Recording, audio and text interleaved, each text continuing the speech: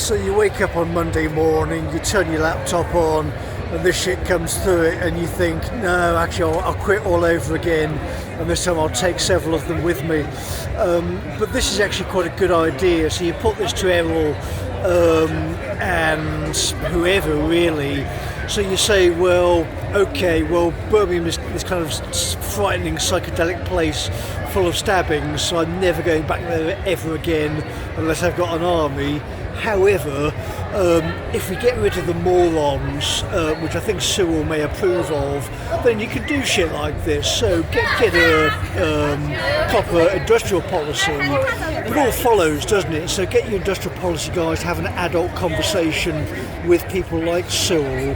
Get the morons out of the room. So no silly conversation with these hysterical women who lock people out of meetings because they're too terrifying. But if we can get an adult discussion with solicitors, there might actually be some kind of back and forth, which might actually result in that kind of conversation happening. Are you to get into Branch 11? No, I'm standing here ranting in the street. Carry on. But yeah, so. What is it? Ranting in the street. Okay. I'm casually ranting. Be as you will. But this is the hazard with being a Schopenhauer guy.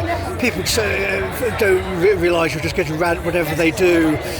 This is the benefit of, again, being a Schopenhauer guy. You bounce back to the witness statements, and I don't know what the effect on the evidence. I mean, this is the problem with eyewitness evidence. I mean, because of the human brain, because it interrupts the cognition process, when you're sitting in front of a police officer who is saying, well, you're too scary, sir, so I'm going to hide behind glass, and you're saying, no, look, moron, I need to sit down with the medical device, with the solicitor, with the tape recording, so you can analyse it, so I don't trust a word you say, I don't think you're capable, and I also think you'll reasonably have a chance of being bent, go and get someone else.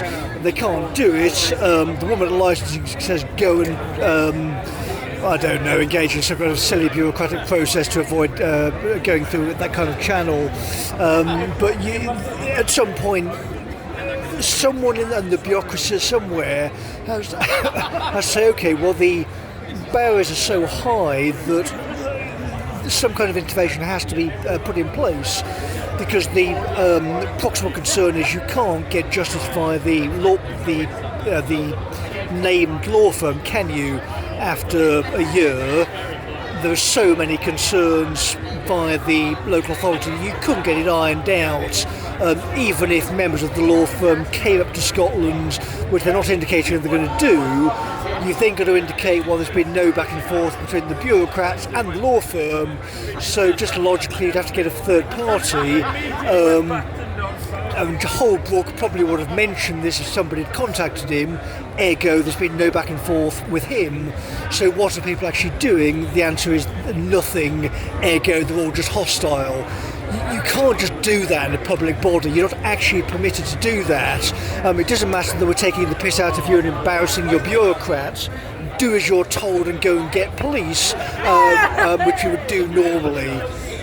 When we're sending out witness statements which have been signed off by the judge, there is an implied threat in there that if it kicks off, then yes, okay, we'll go out to rescue my colleagues from being held against their will in properties. So if one of my colleagues is held by the throat by one of these people, it's get him off. I'm not going to get permission to do that, because that is implied with just the nature of the job. You know, people in certain professions are adults, so they have adult discussions, behave in an adult manner, which should then be followed through by the bureaucrats. What we're not having, though, is waking up on a Monday morning seeing the real world equivalent of this bullshit coming through my laptop when we're trying to make legal inferences in a sensitive manner with a population group who's in many cases definitionally vulnerable. So if you're talking to people who are crying down the phone because they don't know who the neighbours are, this kind of shit isn't actually funny. Nobody's actually laughing at it. It's not an interesting theatre performance. It's people's lives, it's pressure on the housing stock that could be put elsewhere in a positive fashion, not bleating mouths saying, can you do this for me, solve my problems, whatever it is, because we can't do that anymore. Okay, you can argue if you like, this is a safer place than Birmingham. Okay, it's easier for me, that's true.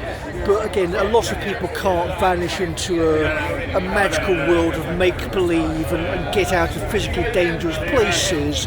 They're stuck there because John Cotton stuck them there. So if you can find this cretin, get him out of his fantasy world, please. Go and find him bright and early on Monday morning. Drag him out of wherever he's found. With this communications technology, you can get me anywhere on the planet, and that involves any kind of legal matter as well. If any member of the legal profession is showing up on behalf of the local authority, point them out to police and say, look at this shit. Point this out to the duty solicitor, see what they make of it. We're having no more of this nonsense. So the legal profession can degenerate into this kind of stuff too, the land of make-believe, where you can just abdicate any kind of responsibility, refuse as an assistant director of legal services to respond by going physically down to a building saying, is there anybody honest here? Can we get someone back and forth? No, okay, there's nobody honest, so we can't deal with this. Okay, well, this guy is recommending John Holbrook. Okay, well, that's a dead end. This guy said no. Okay, well, here's the police, so we'll have a chat with them. None of this shit, there's none of it. So you solve the mystery, kids. Be Scooby-Doo, play along at home, tear this kind of stuff off and see who's there. But start with the office of the city solicitor, so that the criminal bureaucrats hiding in the buildings. So it's laptops and the physical assets. So the court is where to catch the compliance team. So that's where a lot of these criminals can be caught. But the political administration, again, have nuked the city. They've totally destroyed it. David Gilbourne belongs in a box, and we'll put him there as well. But the first step is finding people who've done this to us. So this is Gilbourne, Roney, Cotton, Naylor, Jones, both Joneses.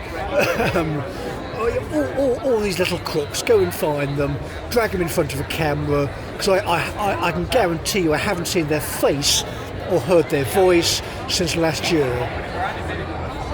Guarantee it.